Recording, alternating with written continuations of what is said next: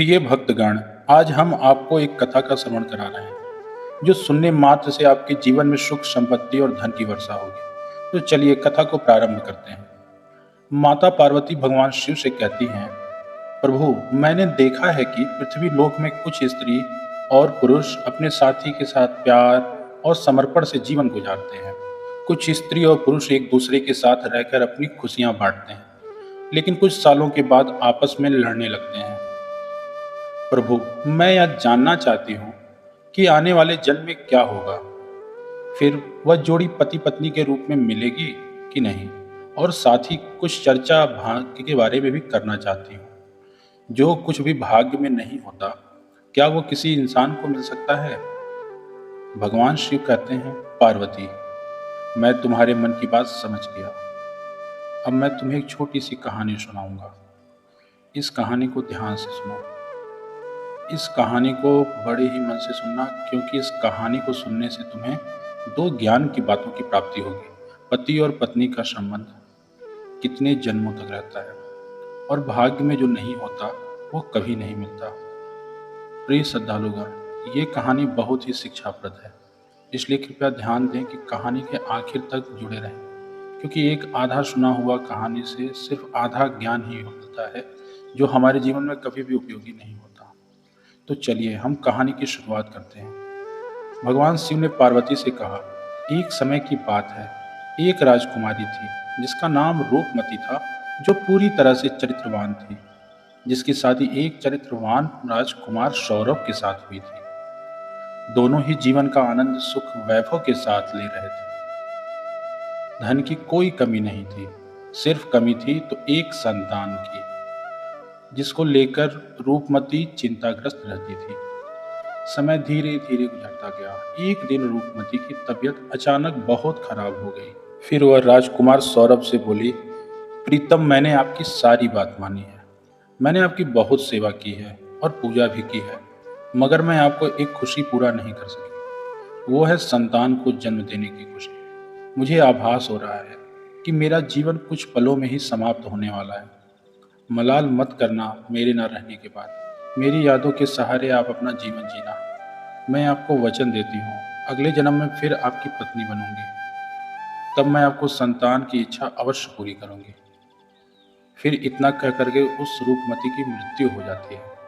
फिर एक दिन सौरभ भी शरीर को त्याग देता है। फिर वह राजकुमार सौरभ एक ऐसे राजा के यहाँ जन्म लेता है जिसकी 100 रानियां थी, और 100 रानियों के बीच में वो अकेला ही पुत्र था। उधर वो राजकुमारी रूपमती भी एक ऐसे राजा के यहाँ जन्म लेती है जहाँ 100 रानियां थीं, और सब रानियों के बीच में केवल एक ही पुत्री थी।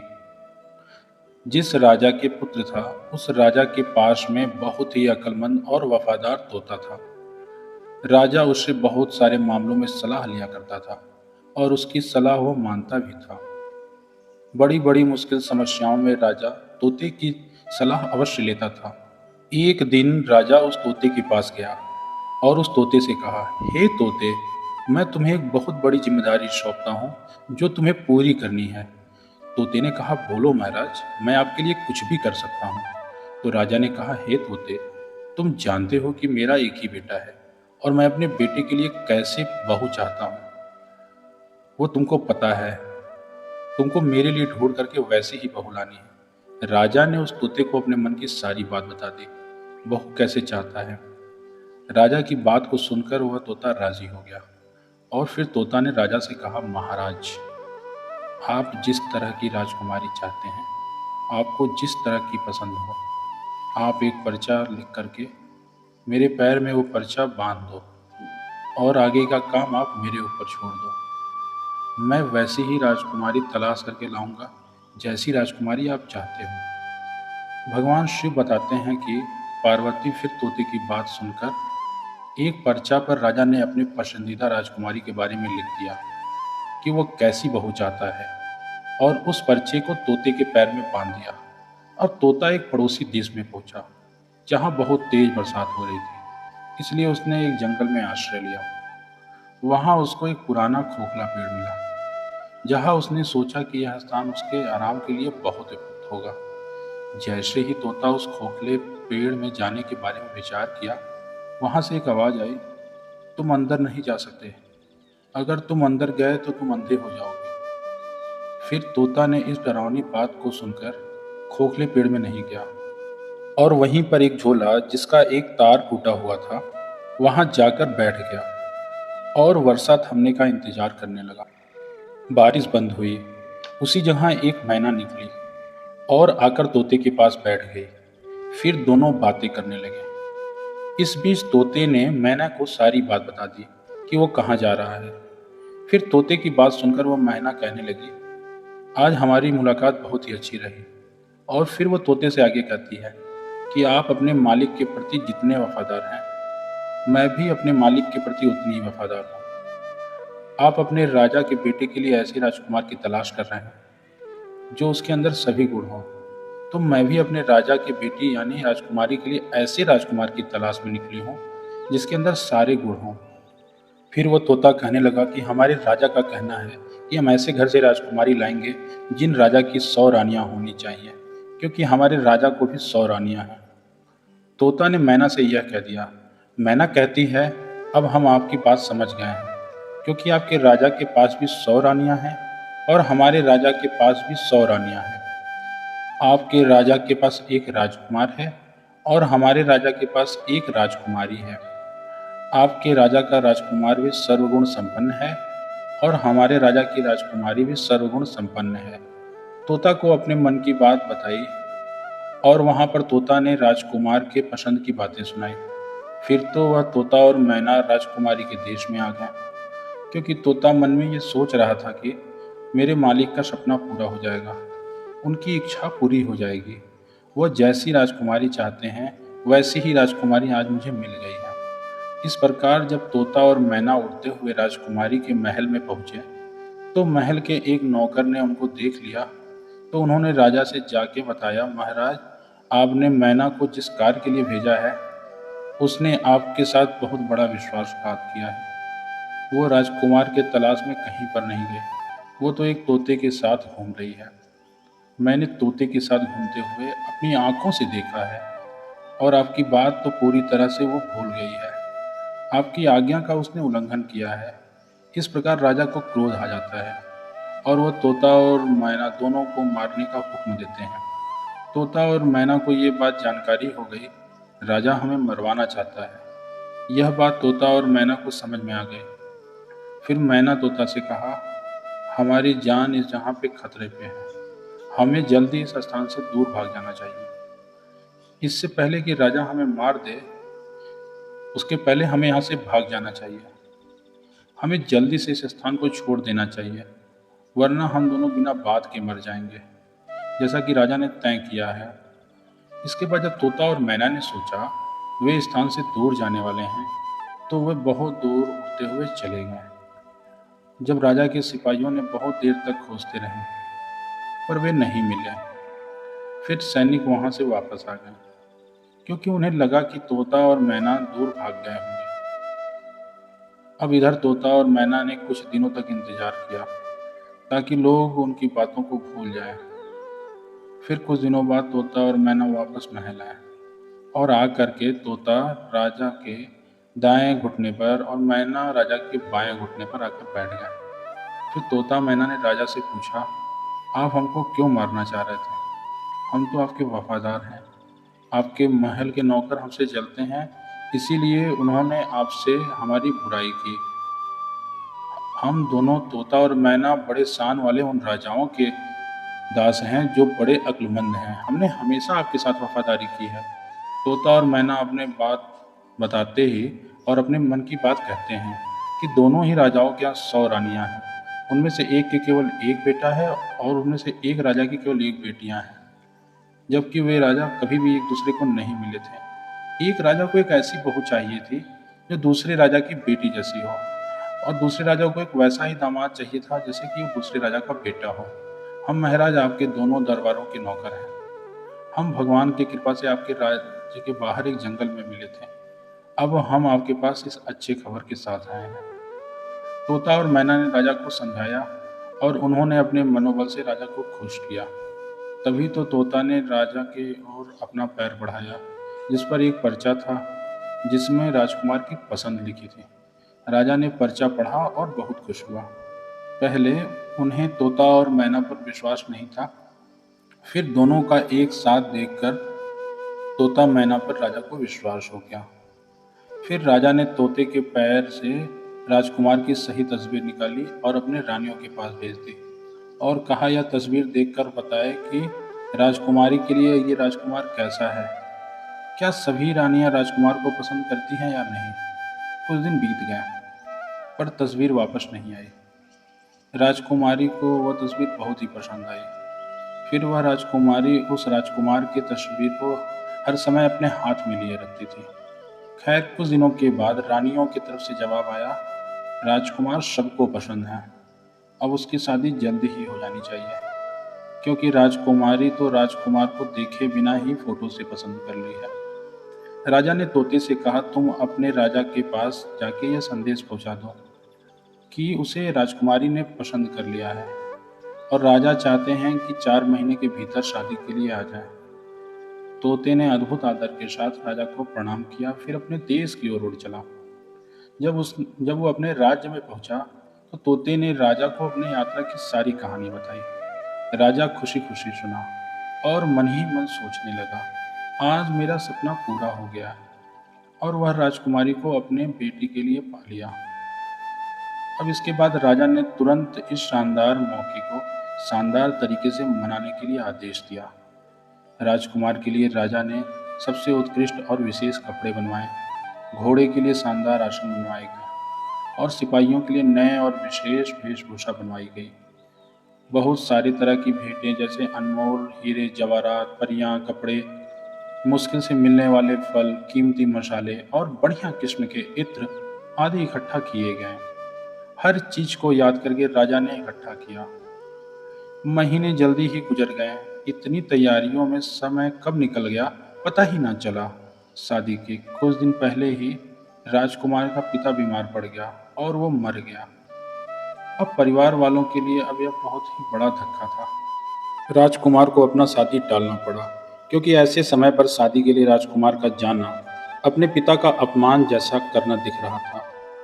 फिर जैसे ही राजकुमार के पिता की मौत का अफसोस का समय बीता, फिर राजकुमार तोते के साथ में राजकुमारी के साथ में शादी करने के लिए निकल पड़ा। उधर राजकुमारी के राज्य कोई ज़्यादा दूर नहीं था, इसीलिए राजकुमारी तोते के साथ में बहुत जल्दी पहुंच गया।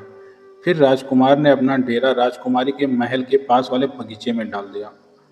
अगर राजकुमार उस बगीचे में ना गया होता तो अच्छा होता, क्योंकि वहाँ उसका तोता मर गया। उस बगीचे के माली ने उस तोते को मार दिया, क्योंकि वो तोता एक खजूर पर बैठकर खजूर को ताड़ रहा था और राजकुमार के तरफ उस खजूर को फेंक रहा था। ये बात माली को रास नहीं आई और उसने तोते को मार दिया। फिर जैसे ही राजकुमार के पास यह मुश्किल आई, उसके कुछ देर बाद ही उसने सुना कि राजकुमारी के पिता ने अपनी बेटी की शादी उसके साथ करने से इनकार कर दिया है, क्योंकि उसका पिता मर गया था। अब बगीचे में डेरा डालने के कुछ दिन बाद ही राजकुमारी अपनी पालकी में बाहर जा रही थी, तो इत्तेफाक से वही रास्ता उसने सामने आया जिस रास्ते पर वो बगीचा था। उसने बगीचे पर नजर डाली तो वहां राजकुमार को देखा। फिर राजकुमारी उस राजकुमार को पहचान गई, क्योंकि उसकी तस्वीर अभी भी उसके पास में थी। उसने उस समय तो कुछ नहीं कहा और अपनी पालकी ढोने वाले कारों को वापस चलने के लिए कहा, क्योंकि राजकुमारी को अपना प्रेमी मिल गया था। उसी समय उसको सब कुछ बड़ा अच्छा लगने लगा। शाम को खाने के समय राजकुमारी अपने खाना में से आधा खाना खाया और बचा हुआ आधा खाना राजकुमार के तस्वीर के साथ में राजकुमार को भेज दिया।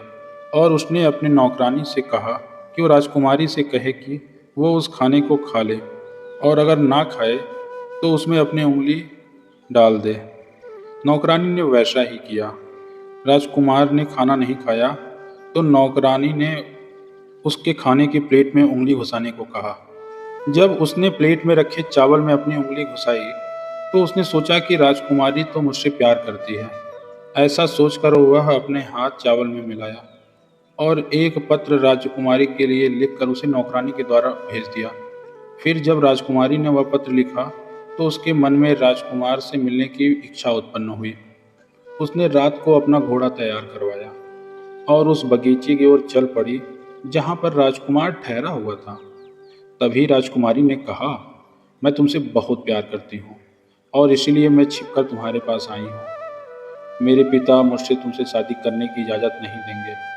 चलो अपना घोड़ा तैयार करो और मुझे अपने साथ अपने राज्य ले चलो, जहाँ हमारा कोई कुछ नहीं बिगाड़ सकता।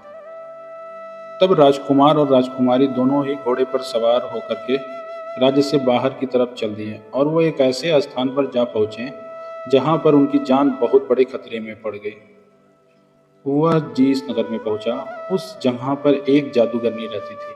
उसकी भी एक बेटी थी। जैसे ही उसकी बेटी ने राजकुमार को देखा तो जादूगरनी की बेटी उस राजकुमार से प्रेम कर बैठी और उससे शादी करने की सोची। अब वो जादूगरनी मन में सोचने लगी कि शादी राजकुमार के साथ कैसे होगी। फिर उसने एक तरकीब सोची। फिर वो जादूगरनी की लड़की अपने मन में विचार करने लगी, आखिरकार मेरी शादी इस राजकुमार के साथ कैसे होगी। फिर उसने एक तरकीब सोची और अपनी माँ जादूगरनी से राजकुमार और राजकुमारी को अपने घर खाने के लिए बुलाने के लिए कहा और फिर अपनी बेटी की बात को मान करके उस जादूगरनी ने राजकुमार और राजकुमारी को अपने घर खाने के लिए बुलाया। जब राजकुमार और राजकुमारी उस जादूगरनी के घर जाकर खाना खाने गए तो जादूगरनी ने राजकुमार को एक कमरे में बुलाया और उसके गले में एक नट का फंदा डाल दिया। जब फंदा डाला गया तो वो राजकुमार, जो पहले एक इंसान था, एक भैंस के रूप में बदल गया।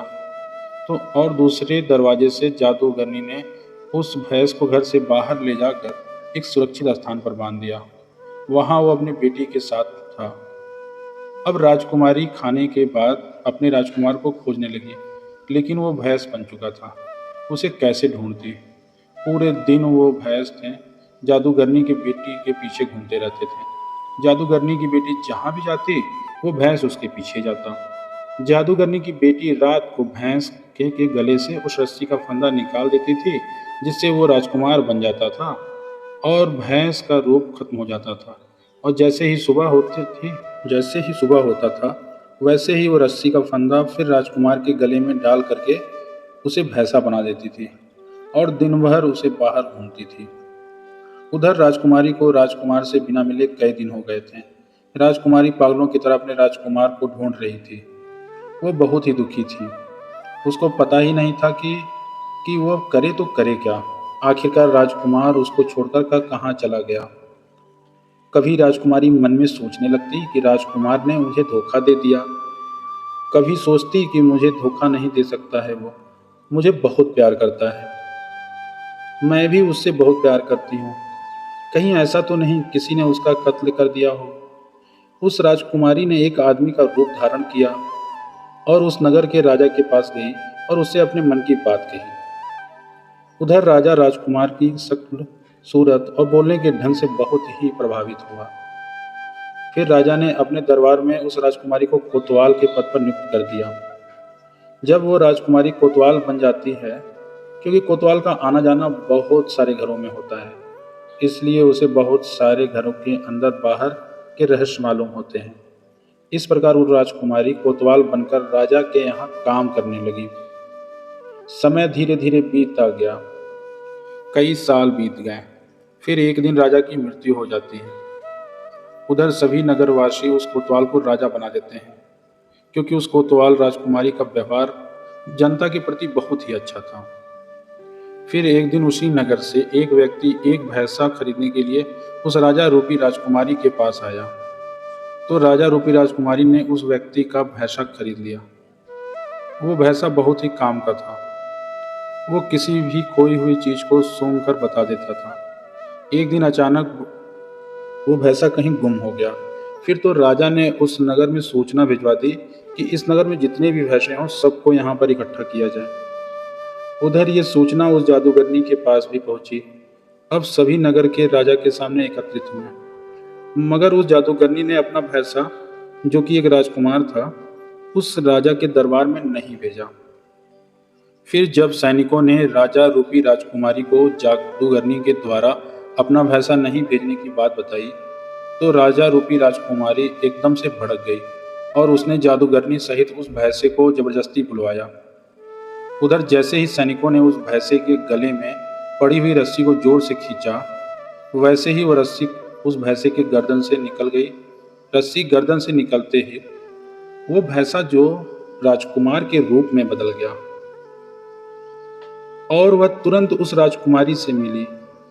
उस जादूगरनी बुढ़िया को पकड़वाकर उस राजा रूपी राजकुमारी ने उसके पास ले जाने में मदद की। तब राजकुमारी ने सभी नगरवासियों से कहा कि उसे अपने राजकुमार से मिलने के लिए एक आदमी के रूप में रहना पड़ा था। मैं एक औरत हूँ, इसलिए आज से आप सभी हमारे राजकुमार को अपना राजा और हमें अपनी रानी मानो। नगरवासी खुश होकर उस राजकुमारी को रानी और उस राजकुमार को अपना राजा बनाने में सहमत हुए। अब उस राजकुमार को राजा मिलने का मौका मिला और उस राजकुमारी को रानी बनाने का सौभाग्य प्राप्त हुआ, जबकि उस जादूगरनी बुढ़िया को सूली पर चढ़ा दिया गया और उसकी बेटी को हमेशा के लिए कैद में डाल दिया गया, क्योंकि जो जादूगरनी की बेटी थी उसने पूर्व जन्म में अपने पति को झूठा दोष लगा करके एक राजा की कैद में डलवा दिया था। इसलिए इसे जादूगरनी की बेटी को भी राजा के दंड सामना करना पड़ा। फिर वो राजा और रानी बनकर एक दिन घूमने के लिए जाते हैं और जब जंगल से होकर गुजरते हैं तो वे एक पेड़ के पास में आराम करने लगते हैं। वो पेड़ बरसों पुराना था। उस पर राजकुमार और राजकुमारी ने अपने पूर्व जन्म में एक प्रेम चिन्ह बनाया था जो पूरी तरह से सुरक्षित था।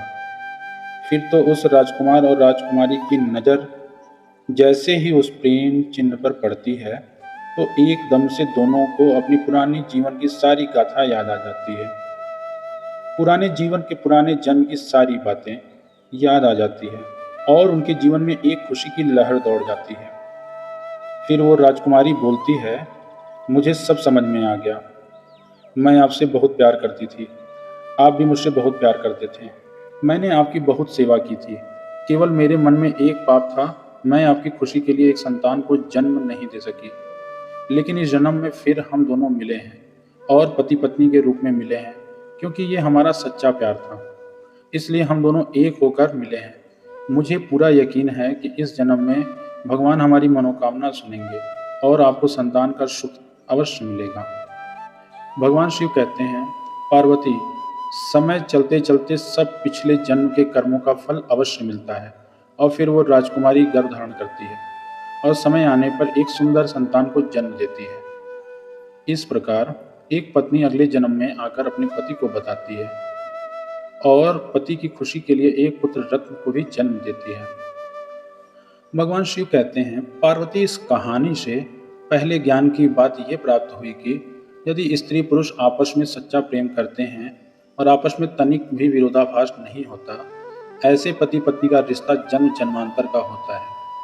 वहीं अगर स्त्री पुरुष को धोखा देती है तो उसे भी धोखा मिलता है, और यदि पुरुष स्त्री को धोखा देता है तो पुरुष को भी धोखा मिलता है। इसलिए पति पत्नी का रिश्ता अटूट विश्वास का होता है। इसलिए एक दूसरे के साथ विश्वास बनाए रखना चाहिए, और जो स्त्री पुरुष विश्वास की डोर मजबूत रखते हैं वह हर जन्म में पति पत्नी के रूप में मिलते हैं। ऐसे जैसे एक समय पर एक राजकुमारी को अपने अगले जन्म में वही राजकुमार पति के रूप में प्राप्त हुआ और उसकी आवश्यकता थी जो संतान की प्राप्ति की गई थी। फिर उसे अगले जन्म में संतान का सुख भी प्राप्त हुआ। भगवान शिव कहते हैं, पार्वती, इस कहानी से एक दूसरे जीवन का ज्ञान प्राप्त की। जो कुछ भी किसी के भाग्य में नहीं होता वह कभी नहीं हो सकता है, क्योंकि जादूगरनी की बेटी का चरित्र सही नहीं था। वह अपनी जादुई शक्ति का सहारा लेकर राजकुमार को प्राप्त करना चाहती थी, जो कि राजकुमार उसके भाग्य में नहीं था। इसलिए वह उस राजकुमार को प्राप्त नहीं कर सकी, क्योंकि जो भाग्य में नहीं होता वह कभी नहीं हो सकता। राजकुमार केवल उस राजकुमारी के भाग्य में था, इसलिए इतनी सारी कठिनाइयों के बावजूद भी उस राजकुमारी को उसके पूर्व जन्म के पति राजकुमार के रूप में प्राप्त हुआ। अब भगवान शिव कहते हैं कि पति पत्नी का रिश्ता जन्म जन्मांतर का होता है। इसलिए इस रिश्ते में हमें हमेशा पत्नी के प्रति विश्वास बनाए रखना चाहिए, पूरी तरह से एक दूसरे के आदर्श का पालन करना चाहिए, और जो कुछ भी हमारे भाग्य में नहीं होता वह चाहे हम कितना भी प्रयास कर लें वो हमारे पास नहीं आता। इसलिए कभी भी गलत रास्ते पर ना जाने के बजाय सही मार्ग पर चलने की कोशिश करनी चाहिए, अन्यथा हमें गलत परिणाम सहने पड़ सकते हैं। जैसे कि उस जादूगरनी की बेटी को राजा ने हमेशा के लिए कैद में डाल दिया और उसका सारा जीवन जेल में गुजर गया। इस कहानी को बोलते हुए यदि कोई त्रुटि हो तो मैं क्षमा चाहता हूँ। उम्मीद है आप सबको ये कहानी अच्छी लगी होगी। अगर आप शिव के सच्चे भक्त हैं तो चैनल को सब्सक्राइब और वीडियो को लाइक करके कमेंट में हर हर महादेव अवश्य लिख दीजिए। फिर मिलेंगे दोस्तों एक नई कहानी के साथ। तब तक के लिए अपना ध्यान रखना और हमेशा मुस्कुराते रहना।